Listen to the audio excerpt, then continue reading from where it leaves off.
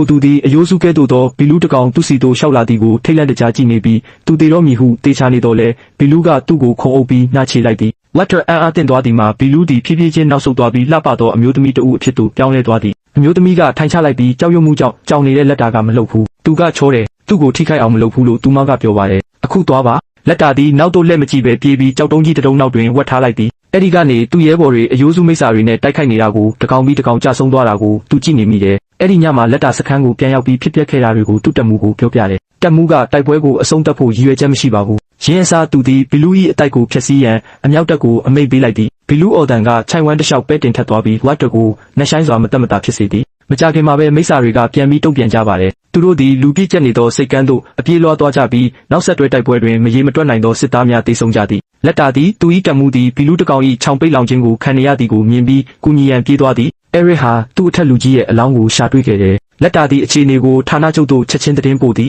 အထက်လူကြီးကိုယ်တိုင်ကဘီလူးတစ်ကောင်ဖြစ်မှန်းမသိလိုက်ဘူးရင်း၏လက်ချောင်းများရုတ်တရက်ဆန့်ထွက်သွားပြီးရင်း၏အစစ်အမှန်ပုံတံပေါ်လာသည်ရင်းသည်ညီလာခံခန်းမထဲမှပောက်ကွဲထွက်သွားခြင်းမပြုမီလက်တော်ကိုမြေပြင်သို့ချိတ်ထားသည်လက်တာရက်တက်မှုစူးစမ်းပေမဲ့သူ့တနက်ကတုံသွားတယ်မိစ္ဆာဝင်တိုက်တာကိုမြင်တော့သူ့တနက်ကိုတုံးပြီးတားဆီးရုံပဲတက်နိုင်တယ်ဘလူးကြီးကသူ့ကိုစားတော့မဲ့အချိန်မှာပဲလှုပ်ဝက်ဆန်းကျဲတဲ့အတန်တစ်ခုပေါ်လာပါတယ်ဘလူးကြီးကတစုံတစ်ခုရဲ့လမ်းညွှန်မှုကိုခံရတယ်လို့ပဲမှန်ကိုဖောက်ထွင်းပြီးမြို့လေခေါင်ကိုပြန်တန်းသွားတယ်